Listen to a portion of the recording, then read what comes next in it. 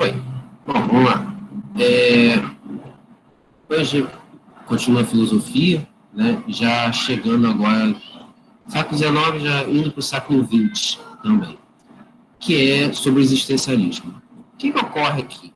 O existencialismo, ele, embora ele tenha uma popularidade muito grande pós Segunda Guerra Mundial, ele, na verdade, ele tem um início dele ainda no século XIX, com alguns pensadores. Então, o que acontece aqui com ele? Né? O que acontece aqui com ele? Ele, na sua essência, né, mesmo, os princípios dele começam... Estou um participante aqui. Os princípios dele começam justamente ainda no século XIX.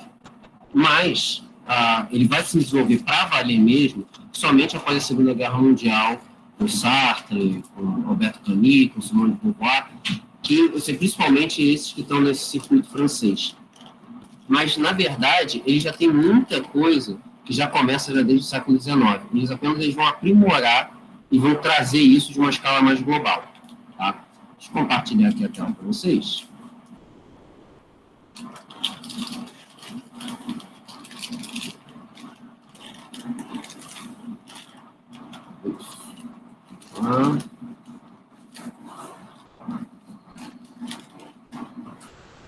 Todo mundo vendo?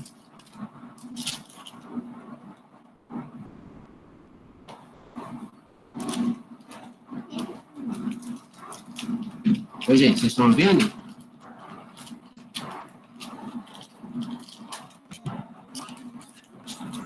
Aham. Tá vendo? Beleza. Então, vamos lá. Então, o que acontece? O existencialismo, então, ele se populariza após a Segunda Guerra Mundial, mas ele já tem um conceito já anterior, como eu falei. Então, ou seja, o que ele vai falar, exatamente, é pensar exatamente como que o ser humano pensado na sua forma mais concreta, né? E pensar exatamente o que eles têm do existencialismo é entender que a essência vem antes da existência. O que quer dizer isso? Você primeiro, você tem uma existência, para você existir, simplesmente basta nascer. Mas para você ter uma essência mesmo, para você poder participar, isso aí é com o tempo que você vai desenvolvendo, com a sua forma de pensar, com as formas que a sociedade te coloca, enfim. Então, ou seja, eles vão trazer assim, explicações distintas justamente para entender como é que é esse ser humano de uma forma mais concreta. Então, ou seja, vai ter um pensador em 45, que é o Maurice Merleau-Ponty, que ele vai escrever um livro chamado Fenomenologia da Percepção, em 45, que ele vai exatamente pensar justamente a vida de uma forma concreta e que sentimentos que nós temos, como a angústia, a questão da responsabilidade, o que é a liberdade para a gente, que são temas que os existencialistas eles vão se apegar. Porque o que é a angústia que eles falam? Exatamente por que a gente fica apreensivo, né, com determinadas coisas. Por que a gente fica angustiado com o futuro, com as coisas vão dar certo ou não.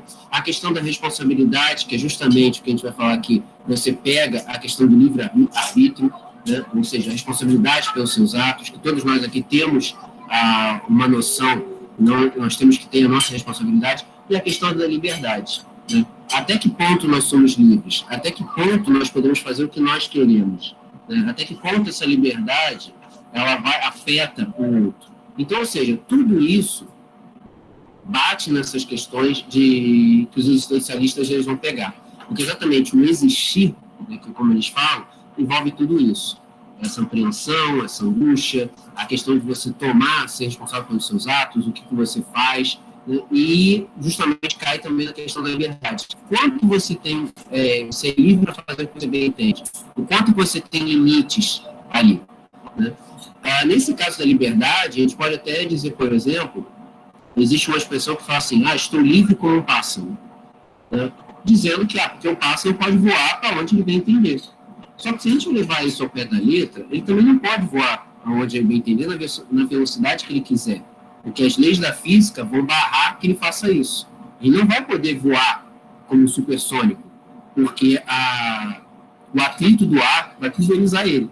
Então, ou seja, essa questão toda da liberdade também cai nesse ponto. Quando eles falam que o ser humano é livre, né, para tomar suas próprias atitudes, ele também está se pegando que tem limite para essa liberdade. Né? E é exatamente nisso que os existencialistas eles vão se apegar. Bom,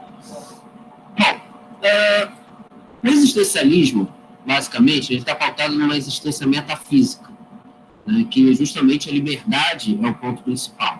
Então, ou seja, tudo que ele faz, ele tá refletido em todas as condições da sua existência. Então, ou seja, o que ele está querendo dizer que é uma existência metafísica? Uma existência que extrapola o físico, extrapola o que nós estamos vendo. Então, ou seja, a base dessa proposta é justamente a gente analisar como que o ser humano se comporta, mas de uma maneira como o todo dele, e não dividir ele em aspectos internos e externos. Então, por exemplo, não é você dividir ele com mente e corpo. Né? Então, o caso do espectro interno seria como que ele se comporta com a sua mente, a cognição, a maneira que ele consegue conectar as coisas, os sentimentos, os fatores externos, que seria o comportamento dele, o corpo, as ações que ele toma. Não, ele toma aquilo ali como um todo. Então, a mente e o corpo é um só, a maneira que os seus sentimentos estão ligados às suas ações, o seu comportamento também está ligado aos seus sentimentos, a sua forma cognitiva de como você faz as coisas. Então, ou seja, o ponto principal que eles vão abordar é justamente como que você entende o ser humano de uma forma mais geral. Né? Porque até então, o que a gente costuma estar vendo, principalmente quando a gente viu na Idade Moderna, filosofia moderna, que se separava, né? Você tinha o modo racionalista, né, o método cartesiano, que você separava mente e corpo. Né? Depois você vai ter a questão dos empiristas, que vão dar mais razão à questão da experiência.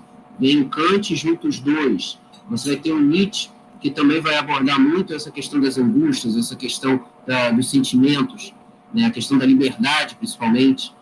E os existencialistas vêm para juntar isso tudo. Né? Então, ou seja, a ideia toda é ter a maneira que a gente compreende. Por isso que ele fala aqui que, embora nós tenhamos semelhança com outros seres, né, outros seres vivos, né, é a consciência que o ser humano tem que molda as ações no mundo. E por isso que todo ao redor dele é peculiar. Então, por exemplo, o que a abelha faz, o cachorro faz quando é ameaçado, que é o ataque, é o instinto. Que nós também temos. Só que a gente raciocina. A gente sabe que se você atacar alguém em determinada parte do corpo, você pode matar aquela pessoa. O cachorro não tem essa compreensão. Ele vai morder a parte do corpo que estiver mais próximo. Né? Ele não vai direto lá no pescoço. A abelha é a mesma coisa, ela vai picar em qualquer parte do seu corpo onde estiver mais perto dela. E por aí vai. Então, ou seja, mas nós não, nós temos consciência dos nossos atos. Nós sabemos o que a gente pode fazer. Então, ou seja, se você aperta o pescoço de alguém, estrangula alguém, você sabe que você pode matar. Né? Você tem essa consciência. Você tem consciência que o seu ato vai provocar. Então, ou seja, isso aí é uma maneira que você age. Então, por isso que quando você aprende defesa pessoal, você sabe exatamente como desarmar o sujeito, né? O sujeito anda armado, você sabe como desarmar o sujeito, como mobilizá-lo, mas você sabe que também, se você forçar a barra, você pode matá-lo. Então, ou seja, é a maneira, então, que você tem, essa consciência que nós temos de nossos atos, e até mesmo questão de palavras, a maneira que a gente age, se você for cometer um delito, se você for ofender alguém, enfim, tudo isso você tem consciência do que você está fazendo. Né? Embora você pode estar irritado, você pode estar de uma determinada percepção, mas, no fundo, você tem consciência do que você está fazendo. O animal, não. O animal, ele vai agir conforme o instinto dele. Se ele vai sentir raiva, se ele vai sentir medo, se ele vai sentir alegria, ele vai agir conforme ele bem entender. Né? É o instinto que ele vai pregar, que nós também temos, mas nós podemos controlá-lo. Né? Então, ou seja, assim, a gente não pode entender o ser humano da mesma maneira que a gente entende os animais e determinados objetos, porque ele é único. Ele tem uma maneira de ser, ele tem uma maneira de se tornar ser humano. Então, por exemplo, se a gente for pegar aqui um exemplo da literatura, né? Dois, aliás, Tarzan e Mowgli, o menino lobo. Os dois têm uma coisa em comum. Eles ainda bebês, foram afastados dos pais e foram criados por animais. O Tarzan, sendo criado por uma família de macacos, né, ele começou a se comportar exatamente como um macaco. Né? Então, ou seja, ele começou a agir da mesma maneira, aquela coisa de se balançar no cipó, subir em árvore, né? E também a questão da fala, né? Ele acabou tendo, o Tarzan, então, começou a ter grunhidos. Né? Então, o que acontece? Ele, claro, que tem as cordas vocais preparadas para poder emitir sons humanos. Só que ele só vai aprendendo isso quando ele vai tendo contato com outros seres humanos. Então, ou seja, aquele famoso Min Tarzan Vocejane, né, vem daí. Ou seja, ele consegue, ele tem a capacidade de falar. Só que para ele poder conectar, ele ainda vai ter que aprender. Assim como nós todos, como nós somos bebês, a gente vai aprendendo a falar. Né? Então, ou seja, mas a maneira que ele se comporta é justamente conforme ele foi criado. Né? Então, a gente tem que entendê-lo, para ele se tornar de fato um homem, ele se tornar de fato um ser humano, ele vai ter que passar por todos os processos que a sociedade vai nos mostrar. Né? A mesma coisa o Mowgli. Só que o Mowgli ainda tem uma questão, que o macaco, pelo menos, ele ainda fica nas duas patas. Né? O Mowgli, né, o criado por lobos, é um animal quadrúpede. Então, ou seja, ele também vai andar também nas quatro patas, porque ele vai por observação. Então, ou seja, ele vai agir da mesma maneira.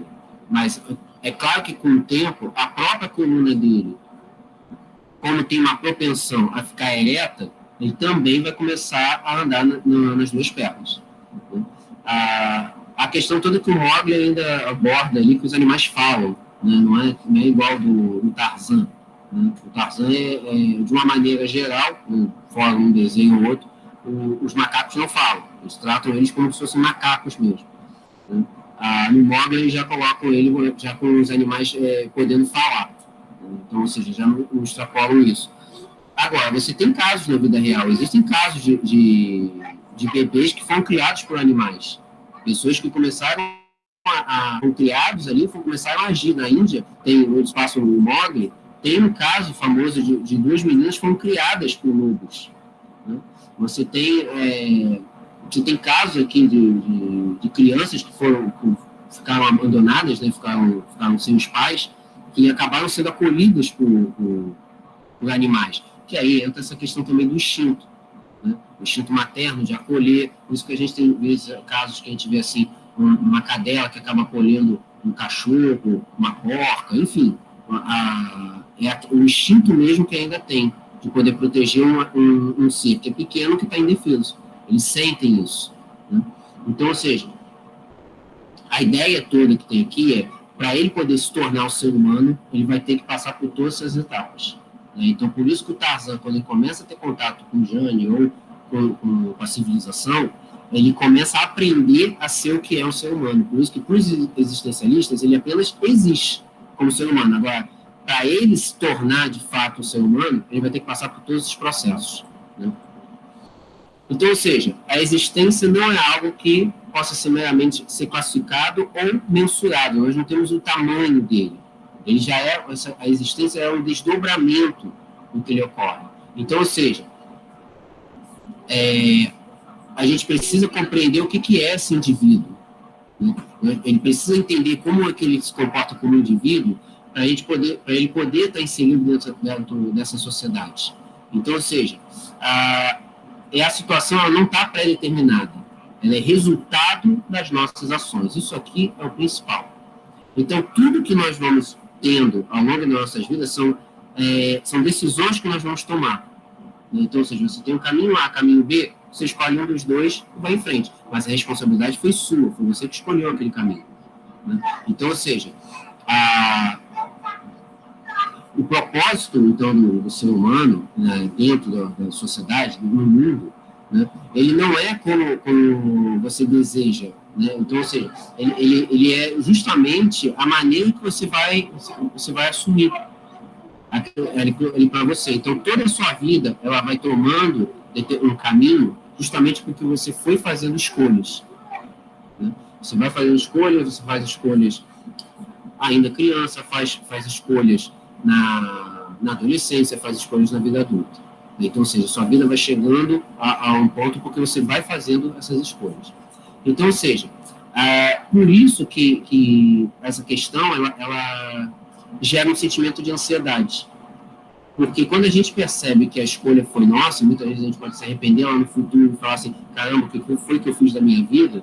Né? Isso aí dá essa ansiedade, dá essa limitação para a gente, porque a gente fica pensando, se eu tivesse feito isso, se eu tivesse feito assado, né? Se eu tivesse tomado uma outra atitude, né? Tivesse escolhido um outro curso, tivesse feito um outro caminho, tinha a oportunidade de fazer um intercâmbio, não quis, enfim, são várias maneiras que você vai tendo.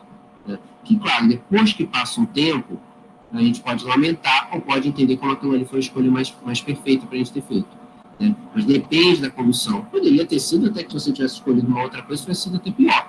A gente não sabe, não tem como saber. Mas é isso que justamente que os existencialistas vão estudar, é esse sentimento de ansiedade que vai ser gerado. Né? Então, ou seja, como as escolhas passam unicamente por nós, não é uma reação, é um reflexo das situações, né, que tem mais alguém, é unicamente, literalmente, o problema é nosso, né, o problema é meu, quando você se confronta com essa ideia de que eu fiz porque a responsabilidade foi minha, porque a culpa foi minha, porque eu quis assim, aí que gera essa questão da ansiedade.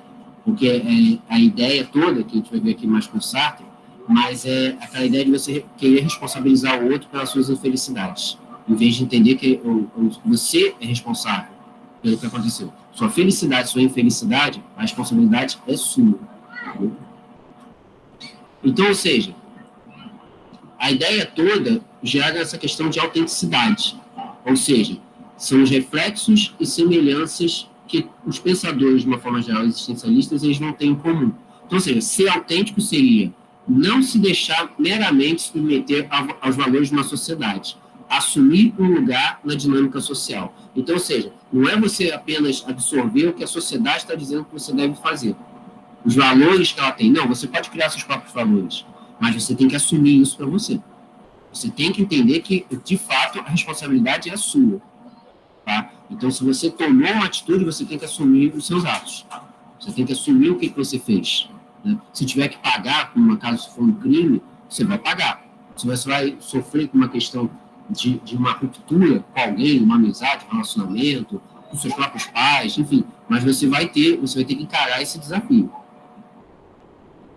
Então, ou seja, o que muitas vezes a gente faz é que o cotidiano, a nossa rotina, pode ser encarada como essa fuga da nossa responsabilidade. Por quê? A partir do momento que a gente faz tudo que todo mundo espera da gente, o que é solicitado, a gente não reflete a nossa própria existência. Então, ou seja, a gente acaba tendo um comportamento, tudo que o cotidiano ele vai se desenvolvendo, né, a gente pode fugir dessa responsabilidade. O que é responsabilidade? Assumir as nossas escolhas.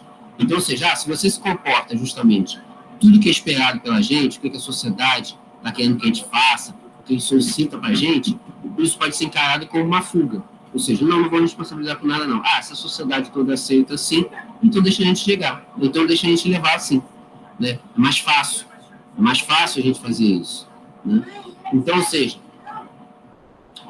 só que o que os existencialistas alertam é que essa autenticidade é você ter a percepção do como que você é. Né? E isso pode ser modificado. Ou seja, o que nós somos pode ser modificado a partir das escolhas que nós fazemos. O modo como vivemos é um compromisso que a gente assume com nós mesmos. Então, ou seja, o que ele fala é justamente para a gente ter essa percepção, para a gente poder não cair na libertinagem e no individualismo. Ou seja, o que ele está querendo dizer com isso? A gente não cai numa questão de eu mesmo, somente eu. Não, a questão toda é que você tem que entender justamente essas escolhas que você faz. Então, seja a libertinagem, né, que é uma coisa mais voltada para a questão de relacionamento, ou o individualismo, você tem que saber que você não vai esbarrar nisso. Você vai criar uma própria percepção. Né? E essa percepção das suas escolhas, você pode entender que você pode modificar a sua vida mediante suas escolhas. Né? Você tem que aceitar que as escolhas são suas, não é de mais ninguém. Né? E assim, O existencialismo ele vai ter influência de um conceito chamado fenomenologia, que é o quê? São os fenômenos do mundo, os fenômenos da mente, que é a partir de duas vertentes que nós temos.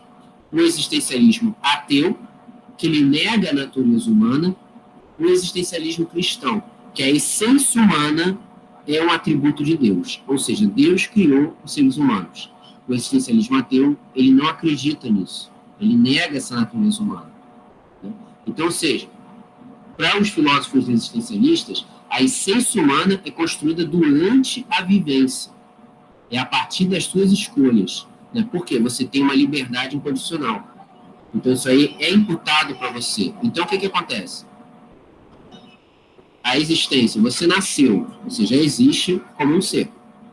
Mas você ser um ser humano, você tem que adquirir essa essência. Essa essência vai sendo construída, né? Isso aí vai sendo construído pelas suas escolhas, vai sendo construído pelo modo que você vive, né? A partir dessa liberdade que você tem de construir essa sua vivência. Então, ou seja, a existência precede a essência. Então, você existe dessa maneira, mas a essência e como você é de fato, isso aí vai com o tempo. Isso é uma construção que você vai tendo. Então, ou seja, para você se tornar um homem, uma mulher, você entender exatamente quais são os seus princípios, isso vai sendo construído ao longo do tempo. Agora, se você não quiser assumir compromisso com nada, você apenas existe, né? Porque a diferença que eles colocam exatamente com os objetos, outros seres, é essa. Como a onça não tem condição de entender que ela é uma onça, ela apenas existe. O ser humano tem condições de entender a sua essência, né? Os pássaros voam simplesmente em bandos, mas não se questionam por que andam em bandos, porque eles fazem isso com instinto. Eles existem dessa maneira. Eles não têm essência a partir deles. O ser humano tem. Então, ele vai criando essas escolhas, ele vai tomando suas atitudes. Então, ou seja, essa essência, então, de fato, ela vai sendo construída, ela não é adquirida. Por isso que o caso do Mowgli, o caso do Tarzan, é exatamente essa essência dele entender que ele é um homem, ele é um ser humano, vai sendo com o tempo. Então, ou seja, o homem é um ser que possui toda a responsabilidade por meio das suas ações. Então, ou seja, ele durante a vida, para ter um significado para a sua existência, e é essa a grande questão que se coloca para a história da humanidade, né? Qual o sentido da vida, né? Os existencialistas vão tentar desvendar. Então, ou seja, eles vão assumir a ideia de que o significado para a existência deles, né, para a existência do ser humano, ele vai ser a partir do momento que você vai entender a responsabilidade das suas ações. A partir do momento que você entende que você é responsável por todas as ações que você toma durante toda a sua vida, né, você entende o significado da sua existência. Por que você chegou até onde você chegou? Né? Então, por isso que a existência é baseada em angústias e no desespero. Né? Quando você não tem aquele famoso você não vê luz no fim do túnel. Mas, quando você tem uma autonomia moral, ou seja, você toma as atitudes éticas, né, atitudes morais, quando você faz, de fato, a escolha da sua vida, quando você traça um caminho, quando você traça um plano, aí isso quer dizer que você tomou a vida para você. Você não deixou ninguém pautar a sua vida. Né? Então, ou seja, por isso que ele acaba as escolhas, elas podem implicar em perdas ou em várias perdas, né? Mas são momentos que a gente vai ter que verificar para saber se vale a pena, né? São escolhas que a gente faz, né? Vocês todas aqui então sabem a importância que é ser médico. Pode ser um sonho, pode ser encarado como uma responsabilidade, né, muito grande que você vai tomar. Então, o que vai acontecer aqui? Você sabe que vão ter ônus, vão ter bônus, mas também vão ter ônus. Qual é o bônus? Uma satisfação pessoal. Sempre sonhei ser médica, sempre quis fazer a medicina, acho uma profissão fantástica, né, salva vidas, corrige vidas, enfim, você pode ter todo esse tipo de percepção.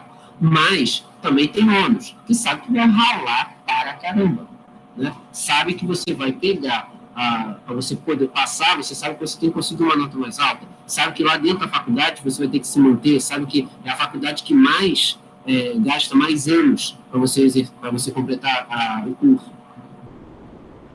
E sabe que quando você é uma médica formada, sabe que aquilo ali vai demandar muito tempo da sua vida. Você vai estar diante de situações que vão requerer para você escolhas muito pesadas. Então, você entendendo essa sua responsabilidade, entendendo que essa escolha, sim, eu tenho consciência plena do que eu quero, é justamente isso que vai trazer sua vida para suas mãos. E aí você pode ser pleno, conseguir uma plenitude justamente com essas escolhas que você vai fazer. Né? Porque você sabe que você vai encarar muita barra pesada, mas também vai encarar muita felicidade. Né? Curar pessoas, estar fazendo algo, estudar a anatomia, estudar o corpo humano, estudar como que aquele remédio ali pode beneficiar alguém, né? Ver o sorriso de uma pessoa que vai olhar para você e vai falar assim que se curou, ou que um parente próximo se curou graças a você. Isso, evidentemente, eu fico imaginando aqui que isso não tem preço. De fato, não tem preço você olhar para a pessoa e ter uma satisfação de ver assim, cara, eu ajudei a curar essa pessoa, eu dei a vida literalmente para essa pessoa. Então, ou seja, quando você entende essa escolha, entende a responsabilidade que você tem, aí sim que você consegue, os existencialistas falam, exatamente você conseguiu a sua essência, você conseguiu adquirir, você tomou a vida nas suas mãos, você sabe exatamente qual é a sua responsabilidade. Né? Por isso que se coloca tanto o juramento de Hipócrates, que é você fazer jurar de você proteger a vida humana em qualquer circunstância. Que é aqueles debates que a gente já falou aqui na questão ética, né? Você tem um criminoso, você tem um policial baleado, só que o policial não corre risco de vida, o criminoso sim. Você pode, pelo juramento de Hipócrates, você vai atender o criminoso que ele é o que está mais grave. Né? Mas se você vir por outras circunstâncias assim, porque ele procurou isso, o policial está exercendo a sua profissão, você pode atender o policial primeiro. Então, são escolhas que você vai fazendo, mas você tem que entender que são suas escolhas. Não é de ninguém. Ninguém vai tomar arma na sua cabeça e falar assim que você vai ter que fazer isso aquilo naquele momento. Né? São escolhas que você está tomando e você tem que aprender a viver com elas. Né? Se arrependendo ou não delas. Então, ou seja, exatamente o que eles falam que é a liberdade de escolha que é o elemento gerador de tudo na vida. Né? Ninguém é responsável pelo seu fracasso a não ser você mesmo. Assim como ninguém é responsável pelo seu sucesso a não ser você mesmo. Né? Porque é algo que a gente trabalha, e todos nós, como seres humanos, já fizemos, que é aquela coisa irresistível de acabar não querendo assumir a nossa responsabilidade, querer culpar o outro porque alguma coisa que aconteceu. Né? Mas a gente tem que realmente, não é fácil, a gente tem que entender que sim, a responsabilidade é nossa, os erros são nossos, os acertos são nossos também. O outro não é somente o responsável. Então, ou seja, a gente tem que assumir isso, porque é algo do ser humano, porque a gente, como seres humanos, nós julgamos, nós temos a tendência a querer culpar o outro, achar um culpado para poder tirar, para se sentir melhor. Do tipo, a responsabilidade não foi minha, foi o sujeito que fez. Você esbraveja, xinga o sujeito, mas você pode sentar a poeira, parar e pensar, eu tive minha parcela de culpa nisso. Né? Então, ou seja, quando não, pode ser de uma maneira até inteira.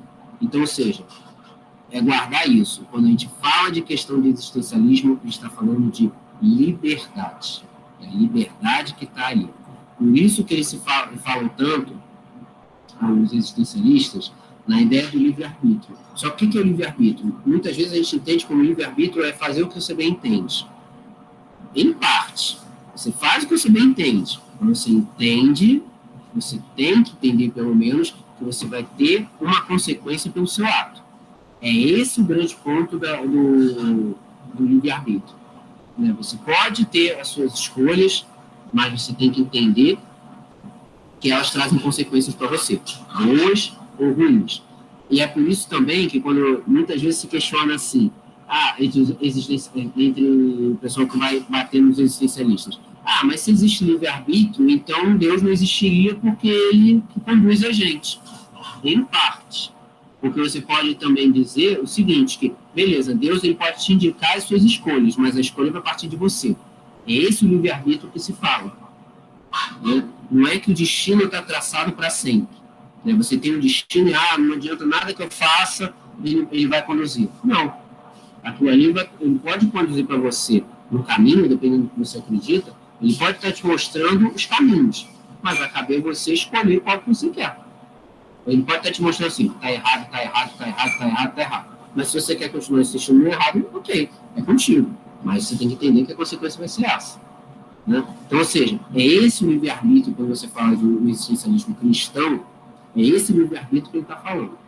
Ele entende a existência de Deus, mas ele entende que ele te dá as escolhas. É você que vai tomar a decisão mediante essas escolhas que ele te ofereceu.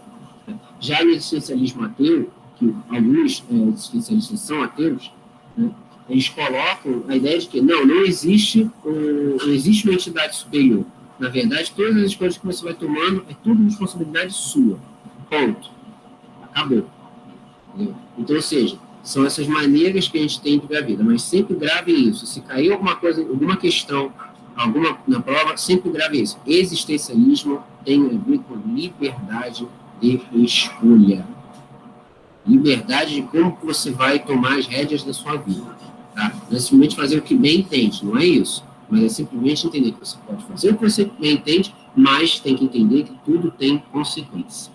Tá? Bom, principais nomes do existencialismo, tá? Puxando lá no século XIX ainda, que é o Søren Kierkegaard, né?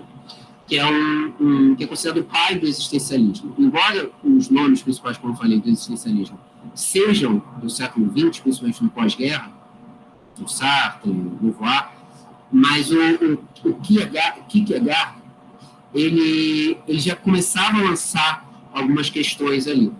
Né? Ele é dinamarquês, né? Ele faz parte do existencialismo cristão, então, ou seja, ele faz essa defesa do livre-arbítrio e da irredutibilidade da existência humana.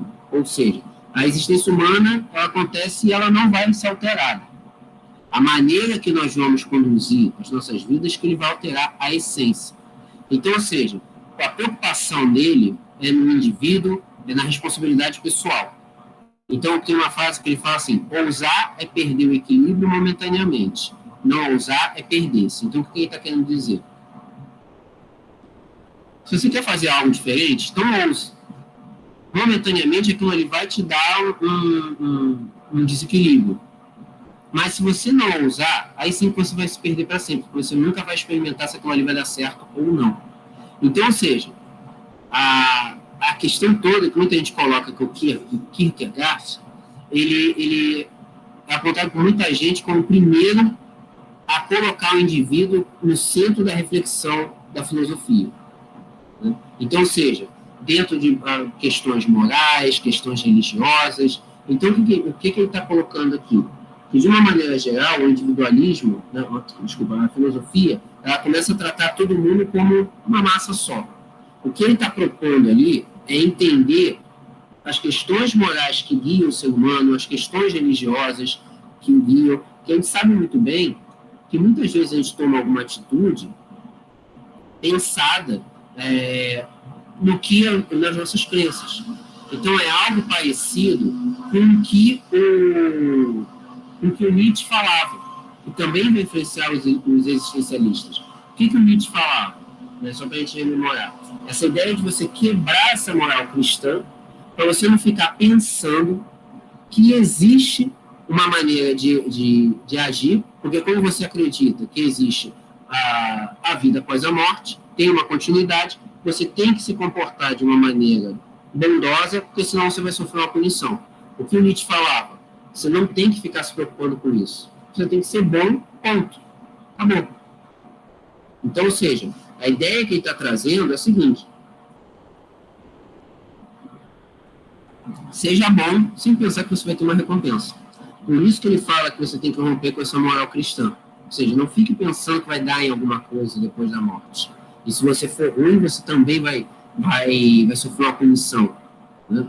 Você vai ser provocado por isso. Então, ou seja, a questão toda que está presente aqui é a seguinte: a gente tem que entender que na vida o Nietzsche também já estava querendo dizer é que na vida a gente vai ter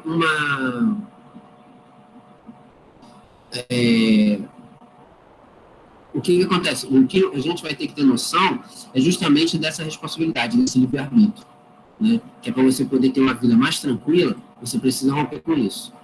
Então, ou seja, essas bordagens dele, então, ele vai usar com frequência o personagem bíblico Abraão, que o Abraão é a figura que coincide no patriarca das três principais religiões monoteístas do mundo, cristianismo, judaísmo e islamismo. Ele é o patriarca, ele que vai originar todas as três, depois cada uma vai seguir sua vertente.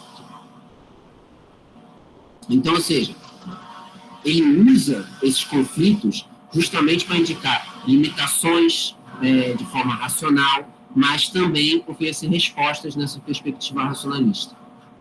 Então, ou seja, a maneira que ele vai ter aqui é simplesmente ter um enfoque que a religião pode guiar a nossa vida. Então, a gente pode guiar a nossa vida muito pautado nisso, né? De acordo com as crenças, de acordo com o que nós acreditamos nas nossas vidas. Né? É por isso que vem aquela velha questão, que quando colocam que um ateu ele pode ter atitudes mais bondosas até do que uma pessoa religiosa. Por que isso? Né? Por que isso? Qual é a explicação lógica para isso? Porque um ateu não tem essa preocupação que, morreu, eu vou para o céu, eu vou para o inferno. Não, simplesmente vou morrer, vai acabar. Então, ele não tem essa preocupação. E muitas vezes, uma pessoa religiosa tem essa preocupação de querer ser bom, porque aquilo ali vai contar pontos para ele depois da morte. Então, ou seja, é isso que ele está querendo dizer. Como que a nossa vida é muito pautada nas crenças que nós temos. Né? Martin Heidegger, já do século XX, né, ele nasce no fim do século XIX, mas toda a vida dele, a obra dele é século XX, que ele vai fazer uma crítica à história da filosofia. O que acontece? Ele vai desenvolver a ideia de que o ser humano ele pode experimentar uma existência autêntica e inautêntica. O que quer dizer isso? O que vai determinar a existência vai ser sua atitude perante a morte e as escolhas que ele vai tomar perante essa finitude da vida. Então, o que acontece? O que o Heidegger está querendo dizer é que, se você tem o conhecimento que com a morte acaba tudo, é isso que vai determinar como que você vai existir, como que vai ser a sua existência. Então, ou seja, as suas escolhas que vão ter, diante que você sabe que vai ter um fim, se você tem consciência que aquilo ali vai chegar a um fim, são as nossas escolhas que vai ditar o sentido da nossa existência. Se foi boa, se foi ruim, né? É justamente como que você encara isso. Você tem várias pessoas que, quando recebem um diagnóstico de um câncer terminal, de uma doença incurável, elas começam a viver a vida loucamente, né? Ou tentar ter um princípio mais tranquilo. Eu vi agora recentemente um caso de uma atriz americana que ela já sabia que ela estava doente há um bom tempo, mas não sabia que já estava num estado tão grave, né? Que ela fez eu esqueci o nome dela. Eu sei que ela era protagonista de um seriado, Barrados no Baile, um seriado dos anos 90. Né? Ela tem câncer de mama e ela já está no estágio 4, que é um estágio que os próprios médicos já falaram que não tem mais esperanças, que ela vai se curar. E aí eu estava vendo essa semana que foi revelado isso, ela revelou isso nas redes sociais. E ela disse assim, isso aí para mim não é o fim, não. Eu vejo muita vida em mim. Né? E ela está tocando. Isso aí eu já sei que ela já está com diagnóstico de câncer de mama há muitos anos. Há muitos anos que eu já sei que ela está com esse diagnóstico, mas não sabia qual estado que estava. Né? Ela foi levando. O mesmo caso que acontece com a... Então, ou seja, quando ela fala isso, né, que existe muita vida em mim, ou seja, ela não está... Não vejo isso como uma questão negacionista, mas sim é aquela coisa de querer viver a vida de maneira mais tranquila. Né? Vou viver.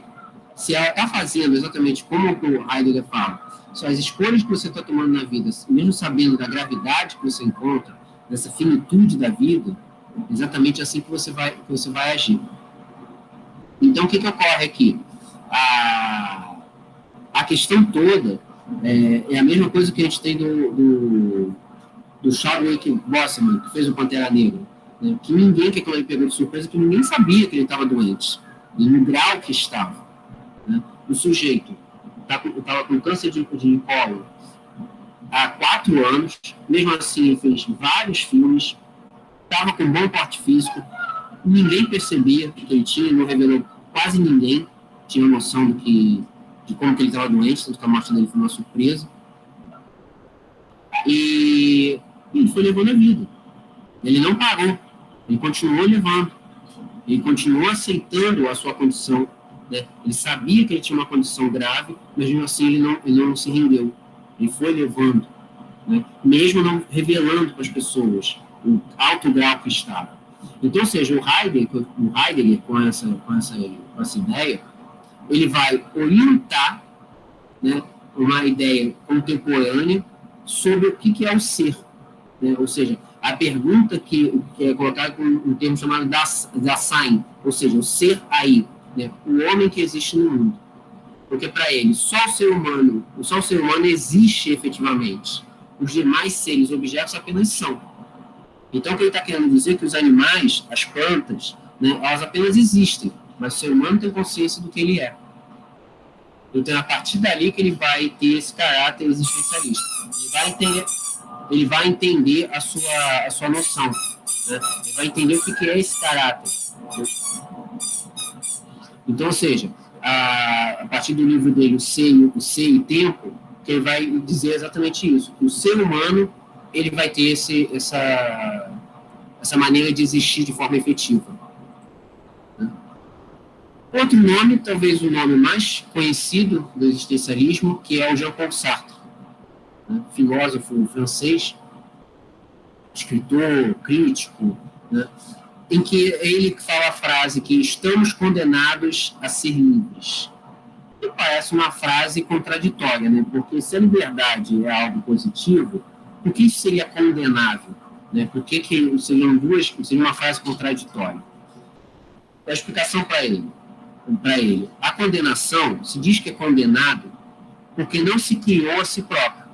Então você se condena porque você ainda não se criou.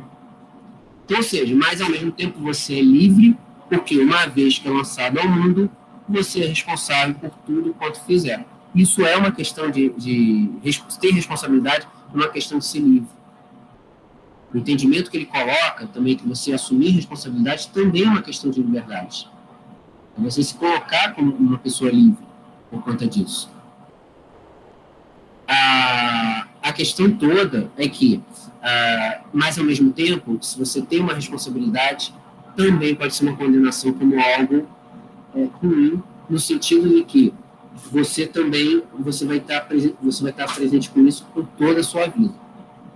Então, o condenado que ele fala é exatamente isso. Agora, como a gente tem falado aqui, os existencialistas, a maneira que você aceita essa responsabilidade, você assume essa responsabilidade, a maneira que você entende como você é, que vai pautar a sua vida. Então, ou seja, essa condenação do ser livre poderia ser também entendido como algo positivo da maneira que você assume, né?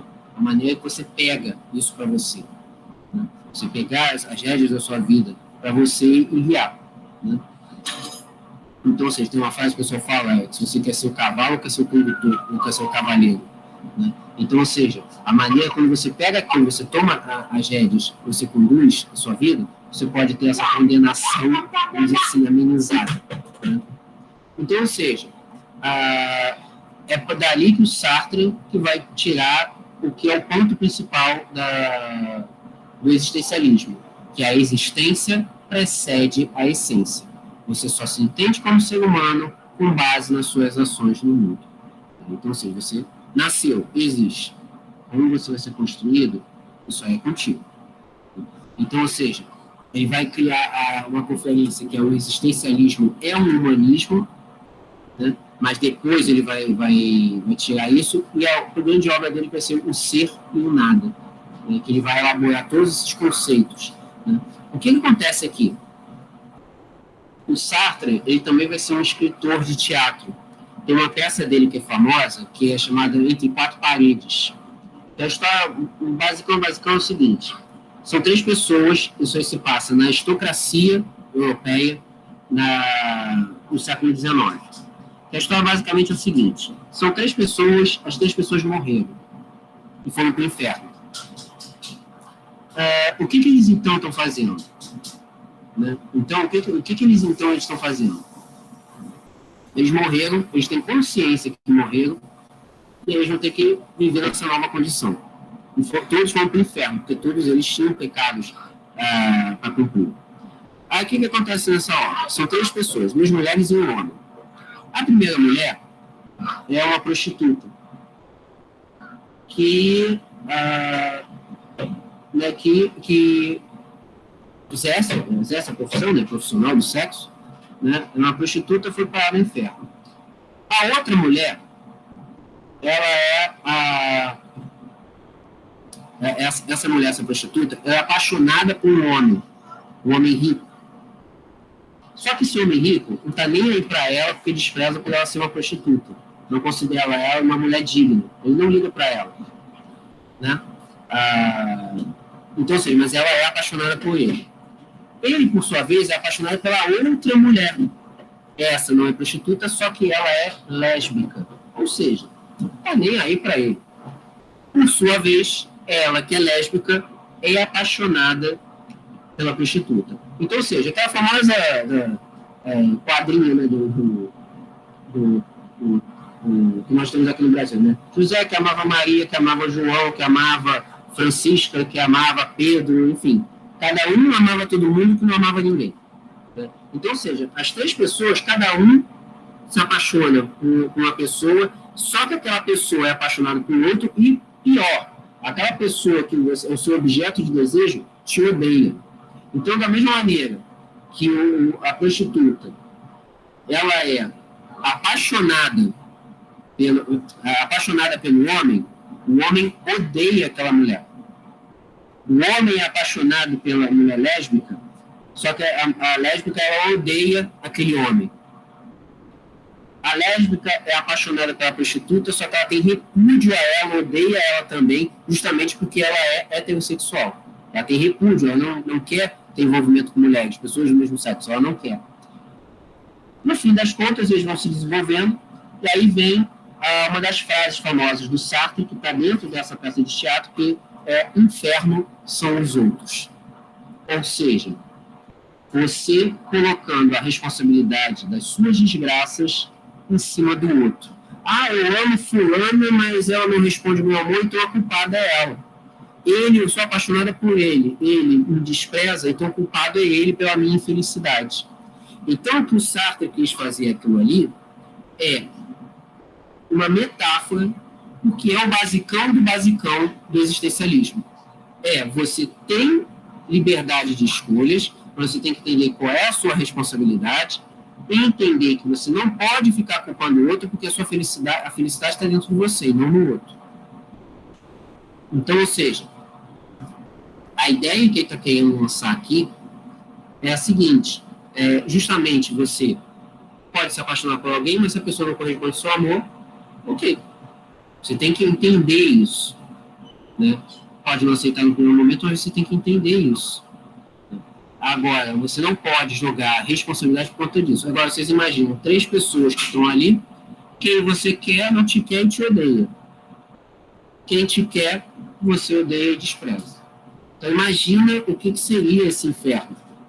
Né? O que seria você viver sabendo dessa condição que é eterna, porque você está no inferno, você não vai voltar, né? Você já morreu, vai ficar ali ad eterno e vai ter que viver com aquela condição. Então, ou seja, vai surgir a angústia, vai surgir o desespero, vai surgir a raiva, tudo sentimentos não nobres, mas que fazem parte do ser humano, mas que você vai ter que conviver com isso para sempre. Né? Dificilmente você vai conseguir uma condição de felicidade. Então, ou seja, esse existencialismo que vai estar pautado aqui no Sartre. Então, essa maneira que ele tem de enxergar, a partir dessa peça de teatro, que seria a essência mesmo do existencialismo. Outro nome, Simone de Beauvoir, que é hoje um nome que desperta polêmica, entre as pessoas, principalmente as pessoas mais conservadoras.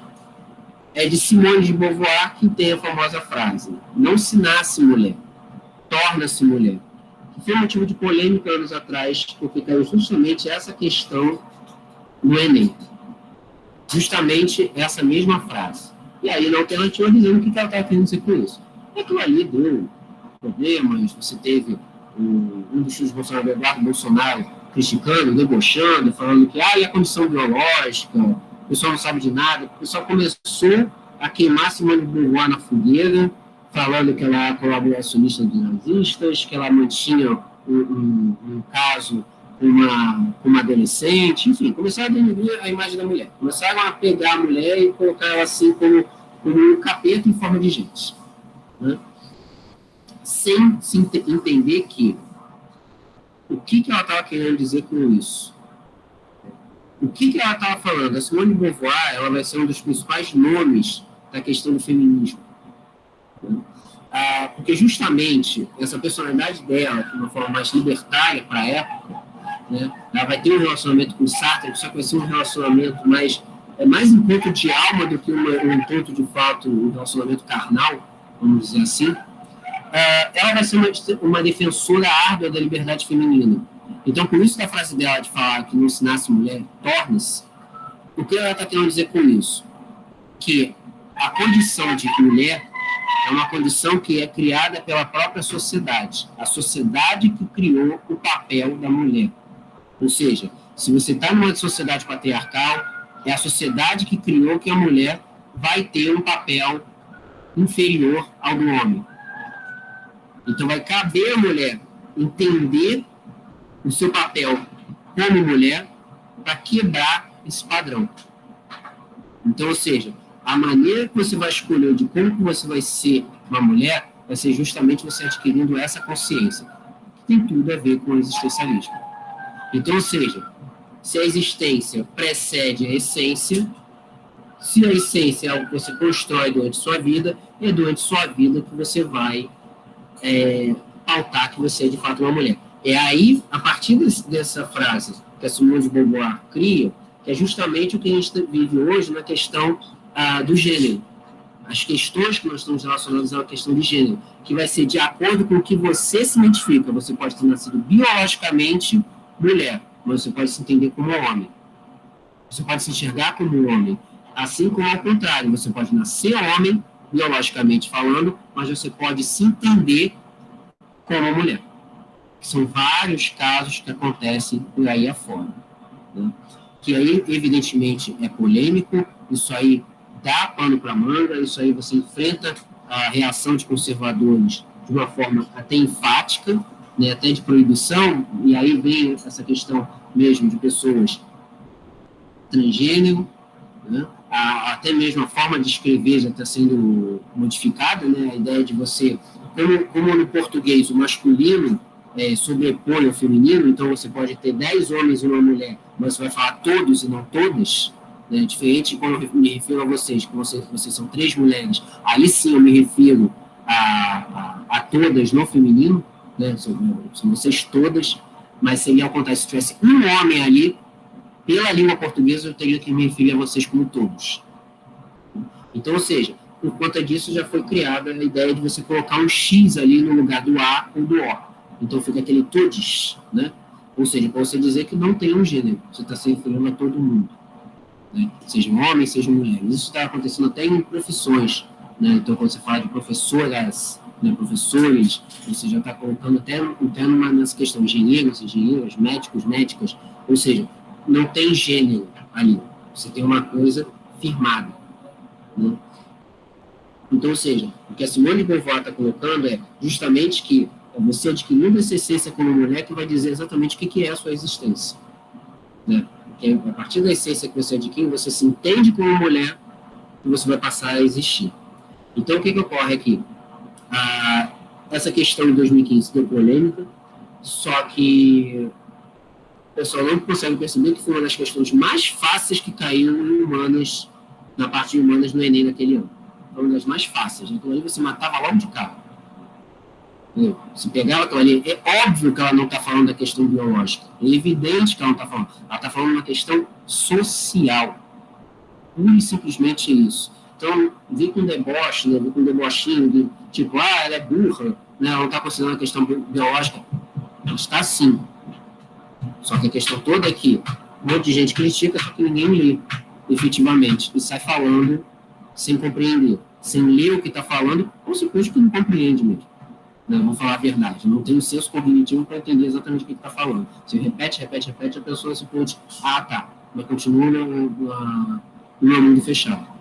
Então, ou seja, isso também é interessante a gente poder pensar, que justamente essa é entender existência, os existencialistas, a existência precede a essência. Então, essa frase da Simone de Beauvoir tem tudo a ver com esse conceito básico. O último nome, não é bem um filósofo, um escritor, né? Ele até se coloca assim como filósofo, mas é mais escritor do que filósofo, que é o Albert Camus, que é um franco-argelino. O que é um franco-argelino? Que quando ele nasceu na Argélia, a Argélia pertencia à França, né? Tanto que quando ele morreu em 60, a Argélia só ficou independente da França em 62. Então, ou seja, ele vai criar um pensamento que é o chamado absurdismo, que é uma ramificação teórica do existencialismo. Ele vai ser amigo do Sartre, ele vai discutir muito essa questão da essência do ser. O que é absurdismo? A partir de um ensaio filosófico, que ele vai dizer que é o mito de Sísifo, que é a partir do que ele vai falar dos absurdos da vida. O que é o Sísifo? Né? O que é o mito de Sísifo? Diz na mitologia grega que Sísifo foi condenado a ter que ficar rolando uma pedra gigante em uma ladeira. Só que aquela ladeira é composta de dois lados em formato de U. Então, ou seja, quando ele empurra a pedra na ladeira acima, quando ele chega lá em cima, a pedra rola novamente lá para baixo. Aí vai de novo, vai e volta, e vai e volta, aí vai e volta. É isso que ele está falando, que é o absurdismo. É uma questão absurda você imaginar que a sua vida está pautada em movimentos repetitivos e que você nunca vai sair dela porque você está dentro de um formato de rolagem da pedra, do pedregulho, né, que você não vai conseguir tirar.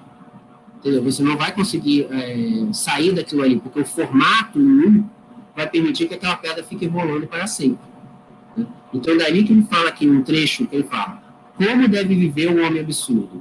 Claramente não se aplicam regras éticas, como todas elas são baseadas em poder e sob justificação. Integridade não tem necessidade de regras. Tudo é permitido não é uma explosão de alívio ou de alegria, mas sim um amargo reconhecimento de um fato. Então, ou seja, dizer que tudo é permitido, né, não te traz um alívio completo ou uma alegria.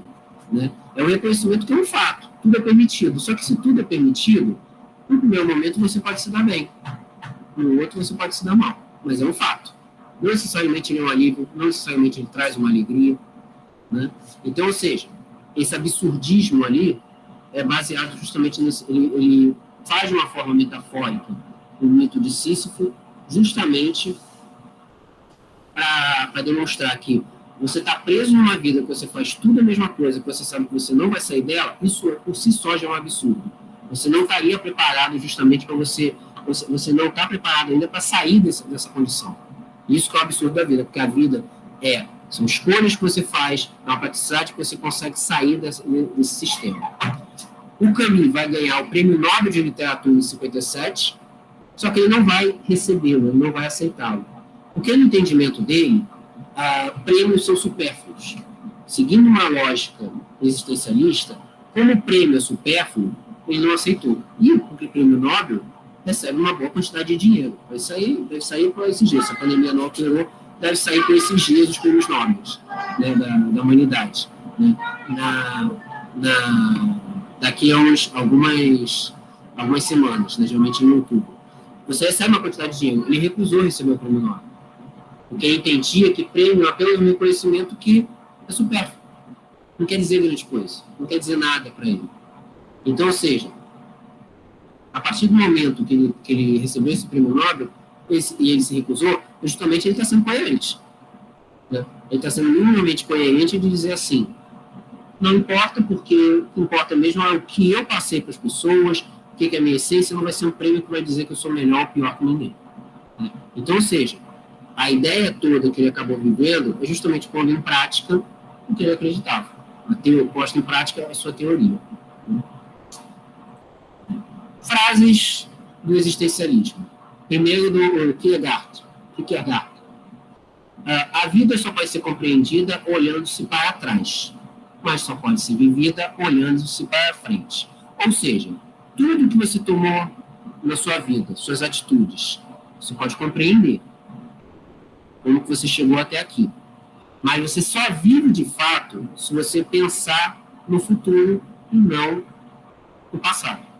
Se você ficar se prendendo nas suas escolhas, se martirizando, poderia ser diferente, como teria sido, meu Deus do céu, puxa vida, tomei uma outra atitude, não era isso que eu queria, não era isso que eu imaginava, e pensar que daqui a pouco você pode fazer diferente, né? Você não vive. Então, a vida é você pensar daqui para frente. O que passou, passou. Você só pode compreender aquilo ali, você não altera. A porta da felicidade abre só para o exterior. Quem a força em sentido contrário, acaba por fechá-la ainda mais. Então, ou seja, a porta da felicidade complementa a frase dele aqui de cima. Então, a porta da felicidade que você abre, ela dali para fora. Se você força a felicidade, ou seja, você vai forçar ela, você vai fechá-la, né, você vai trancá-la para sempre. Então, ou seja, é o entendimento que se tem que a sua força está dentro de você. É a partir do que você faz, das atitudes que você toma, que você vai conseguir alcançar essa felicidade. Heidegger. Pode perceber aqui, com a exceção do Kierkegaard, né, você já começa a ter fotos nos autores, né, porque a gente já chegou na época, já que a fotografia já estava consumada. O Heidegger, por exemplo, morreu em 76.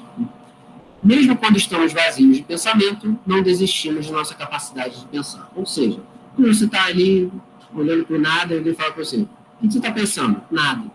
Mentira, você está pensando em alguma coisa. Né? O nada é meio relativo. Né? Então, ou seja, quando ele fala aqui que quando a gente está vazio de pensamento, ainda assim a gente está pensando. O que você está pensando? Em nada. Então você está pensando em alguma coisa. Tem algo que está ali. Quando você medita, você está com algum pensamento ali. Né? Você está imaginando alguma coisa, você está presente naquilo ali. Então, ou seja, você não desiste da capacidade de pensar. Você continua tendo alguma coisa ocupando a sua mente, né, de alguma maneira. O Sartre. Né? Não importa o que fizeram com você. O que importa é o que você faz com aquilo que fizeram com você. Ou seja, pegando a frase dele falando que o inferno são os outros, né, não importa o que acabaram te moldando, que ajudaram pelo menos a moldar.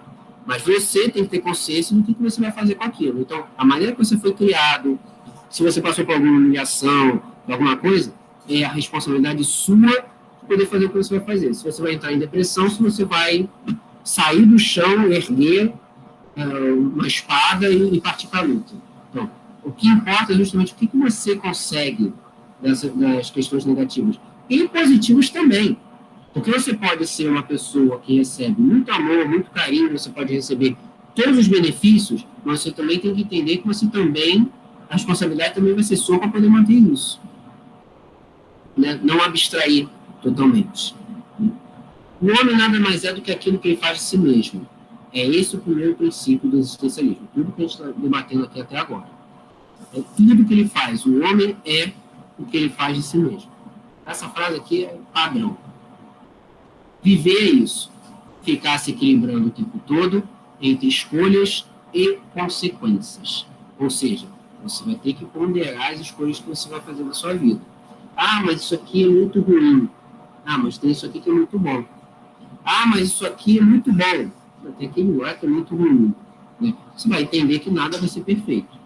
Então, ou seja, você vai ter sempre que equilibrar a escolha que você toma na sua vida, a consequência que você tem dele. Complemento da frase que eu falei com vocês: o inferno são os outros. Projetamos nos outros a nossa realização e aguardamos deles algo que amenize o vazio que nos habita. Ou seja, a gente projeta em cima dos outros a nossa realização, em cima do outro, é o outro que vai me beneficiar, a gente acaba aguardando algo que vai amenizar o vazio que nos habita. Então, quando ele coloca lá, as 3 pessoas foram para o inferno, as 3 pessoas, cada um deseja o outro e esse objeto de desejo te despreza, né? Justamente você está projetando no outro uma realização pessoal, você está aguardando em cima dele que aquilo ali possa amenizar o seu vazio. É aquele termo que a gente coloca o complementar e suplementar. O complementar é aquilo que vai chegar até os 100%. O suplementar é aquilo que extrapola os 100%. É você todo mais alguma coisa. É isso que erros que caem, eu mesmo já caí nesse erro de falar isso, que na verdade a alma gêmea é um complemento. Eu estava errado. A alma gêmea não é complemento, é um suplemento. Né? Ele não está complementando você, ninguém complementa você. A pessoa te suplementa. Tirando em minutos, a gente pode dizer como é uma partida de futebol. Tempo complementar são os acréscimos. É o que? Já gastou os 45 minutos do segundo tempo, você vai botar 46, 47, 48 minutos. O tempo suplementar é a prorrogação. É que você precisa ter um empate, né? Você continua naquela situação de empate, você precisa desempatar uma partida. Então, você vai ter que criar mais minutos ali naquela condição. Não vai ser um acréscimo durante naquele tempo, não. Você vai criar um tempo extra. Né? Então, ou seja, a ideia que está presente aqui é justamente a ideia que nós temos de relacionamento. A gente não complementa, a gente não é metade da laranja. Né? A gente não é 50%. A gente é 100% mais aquela pessoa. Por quê? Se aquela pessoa morre ou termina com a gente vai ficar com um vazio se a gente fizer isso. Né? Então, é por isso que a gente tem que suplementar o do outro. Rapidinho aqui, estou aqui o tempo. Simone de Beauvoir, que nada nos defina, que nada nos sujeite, que a liberdade seja nossa própria substância. Isso falando em relação às mulheres. Ou seja, não permita que nada que a sociedade patriarcal te defina, nem te sujeite a nada. A liberdade é a sua substância. É o que você tem na sua consciência como mulher, que você vai se tornar uma mulher plena, uma mulher efetiva, sabendo da sua posição no mundo. Né? Sabendo que você não está tomando o lugar de ninguém, você apenas está colocando junto com os outros, né? Junto com os homens, porque a sociedade é de todos, é a maneira que você vai complementar ali, mas você tem liberdade para isso, é a liberdade de sua própria substância, essa substância é a essência que ela está falando. É horrível assistir a agonia de uma esperança. O que quer dizer isso? O que é esperança? A expectativa por dias melhores, por algo que vai melhorar. Então, quando ela fala que é horrível assistir a agonia de uma esperança, tipo, você tem esperança de algo, aquela esperança que famosa, a esperança é a última que morre, se aquela esperança está respirando por aparelhos, aquilo ali é agoniante. Porque você está vendo assim, você está se esvaindo uma tentativa de otimismo ali. Por fim, o último aqui, Alberto Camus, começar a pensar é começar a ser atormentado, ou seja, são ônus que a gente tem de quando a gente tem consciência dos nossos próprios atos, da nossa responsabilidade. Porque isso também vai provocar, pelo menos que seja no primeiro momento, tormentas, angústias, desespero, porque a gente sabe que não vai poder culpar ninguém. A responsabilidade é nossa, a gente fez isso. Não se pode criar experiência, é preciso passar por ela. Não adianta eu falar para vocês aqui um monte de blá blá blá.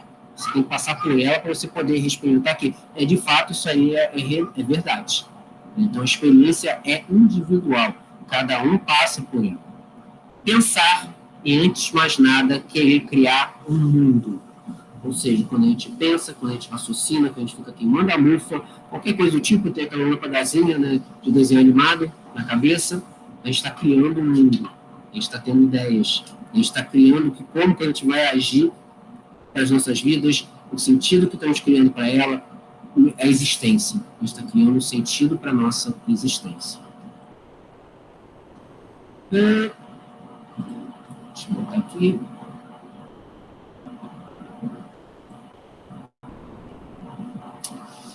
Bom, gente, então é isso. Então, basicamente, existencialismo.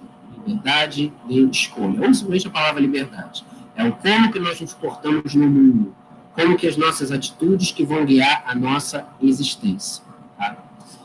Alguma dúvida? Alguma questão?